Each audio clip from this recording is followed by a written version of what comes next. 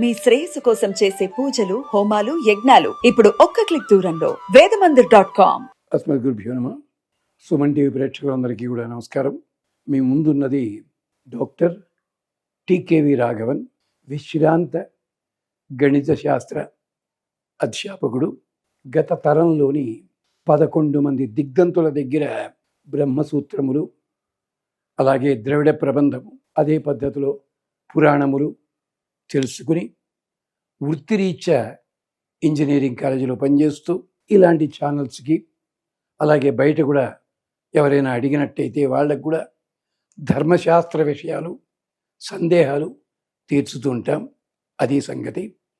దీని వెనకాల అంతమంది పండితుల శుభాశీస్సులు ఉన్నాయి కనుక చెప్పే ప్రతి మాట కూడా ఆధారం లేకుండా చెప్పడం అలవాటు లేదు అని జ్ఞాపకం చేస్తూ, దీంట్లో చెప్పిన విశేషాలకు సంబంధించి మీరొక్కసారి మూలము వెతుక్కోగలిగితే మూలము చూడండి.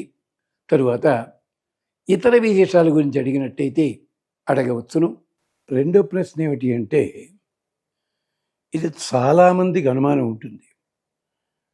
పూజలు చేస్తుంటే ప్రతిరోజు తలస్నానం చెయ్యాలా? ఆడవాళ్ళైతే కొన్ని సందర్భాల్లో ఫలానా రోజు తలస్నానం చెయ్యకండి, చేస్తే మంచిది కాదు, ఇలా అంటుంటారు కదా. అసలు శిరస్నానం చేసి తీరాలా? చేస్తే ఏమిటి, చెయ్యకపోతే ఏమిటి? ఇది ప్రశ్న.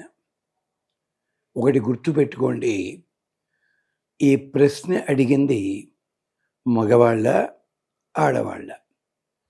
మగవాళ్ళైతే శాస్త్ర మర్యాద ఏం చెప్పారంటే, యజ్ఞోపవీతం ధరించిన వాళ్ళు ఎవళ్ళైనా ఉంటే, అంటే ఒడుగైన వాళ్ళు ఉంటే, సంధ్యావందనం చేసుకునేటప్పుడు తప్పనిసరిగా వాళ్ళు స్నానము చేసి కానీ ఇవి చేయడానికి వీల్లేదు.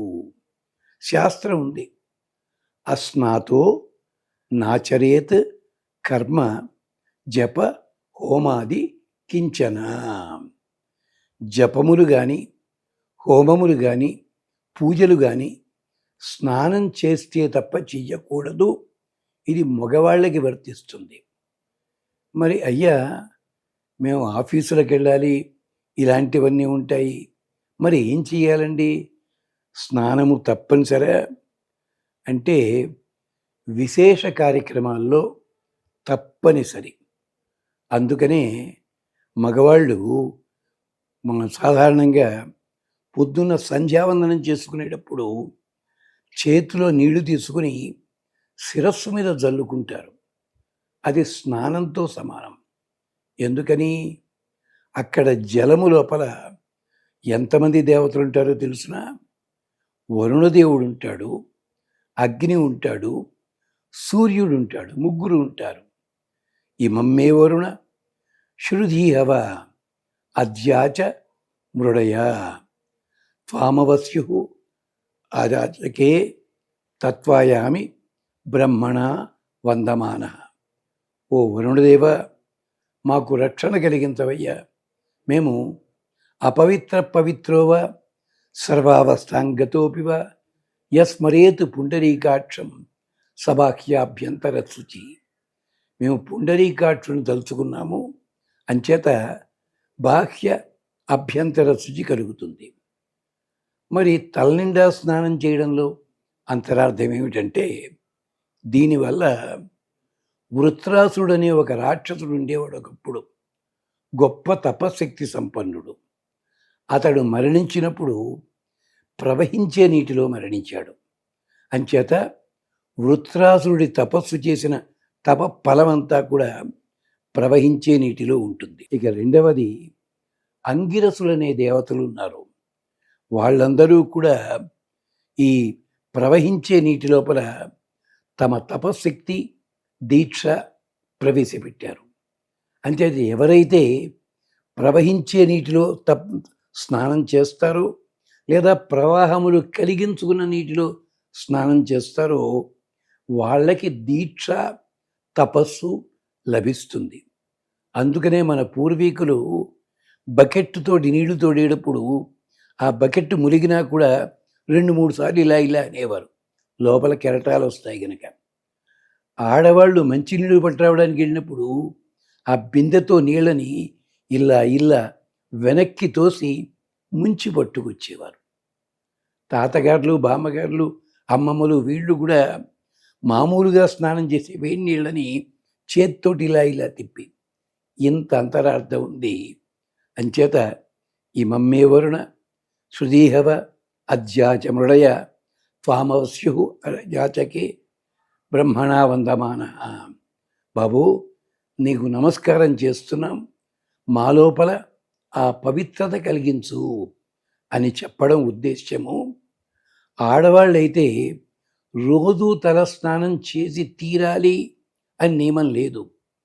విశేషమైన పూజలు, విశేషమైన కార్యక్రమాలు ఉంటే తలస్నానం, అదే శిరస్నానం, అభ్యంగన స్నానం, ఇది పంచాంగంలో ఆడవాళ్ళు ఎప్పుడు చేయొచ్చు, ఎప్పుడు చేయకూడదు అది ఉంటుంది.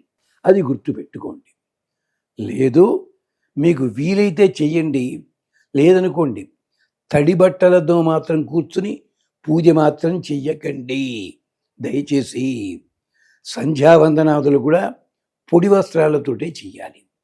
ఇంకా మీకు అయ్యో మేము స్నానాలు చేయలేదే, ఇంచేత ఈ మధ్య ఎక్కువైపోయింది, ఇలా చెప్పేవాళ్ళు ఎక్కువైపోయి నానా బీభత్సం చేస్తున్నారు. అప్పుడేం చేయాలి?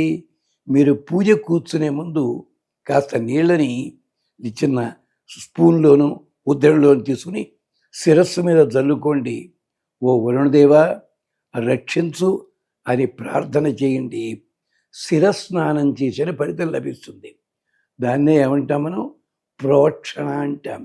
ప్రోక్షణ వల్ల ఏం జరుగుతుంది? మనలో ఉండే దోషం పోతోంది, వరుణదేవుడు అనుగ్రహిస్తున్నాడు. ఇంకొక తమాషా చెప్పాలి. చన్నీళ్లలో స్నానం చేస్తుంటే మనం ఉడుకుతాం కదా, ఎందుకు ఉడుకుతామని అడగండి. సైన్స్ వాళ్ళంతాను టెంపరేచర్ డిఫరెన్సు అంటారు. కాదు, వరుణదేవుడు నీళ్ళల్లో ఉండి మనం చేసే పాపపుణ్యాలన్నీ చూస్తుంటాడు. ఆ పాపములన్నీ కూడా మనం నీళ్ళల్లోకి వెళుతుంటే భయపడి శరీరంలోంచి బయటికి వచ్చేస్తాయి. బస్సు ఆగి ఉండగా ఒకేసారి జనాలు దిగారనుకోండి, బస్సు షేక్ అవుతుంది కదా, అలా మన బాడీ కూడా, మన శరీరం కూడా ముందుకి వెనక్కి కదులుతుంది. ఇది నిండా మురిగిన వాడికి చలియటం సామెత ఎందుకు వచ్చింది? రోజూ స్నానం చేసేవాడికి పాపములు ఉండవు. తలస్నానం, శిరస్నానం, అలాగే అభ్యంగన స్నానం, దాని వెనకాల ఉన్న రహస్యం ఇది. ఇది యజుర్వేదంలో, ఋగ్వేదంలో, అథర్వణ వేదంలో కూడా చాలా విస్తారంగా చెప్పింది.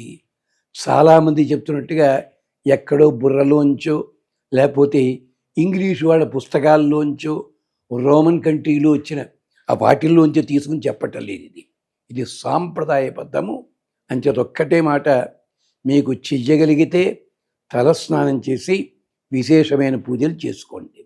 లేదంటారా, శిరస్సు మీద నీళ్లు ప్రోక్షించుకోండి.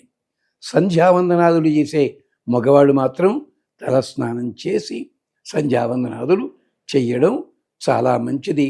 యాగాలు, ప్రత్యేకించి పూజలు అప్పుడు మాత్రం శిరస్నానం తప్పనిసరి. ఇది గుర్తుపెట్టుకోండి. ఇది శాస్త్ర మర్యాద తెలుసుండి చెప్తున్న మాట. ఇది మీ దగ్గర సెలవు తీసుకుంటాడు టీకేవి రాఘవన్. స్వస్తి.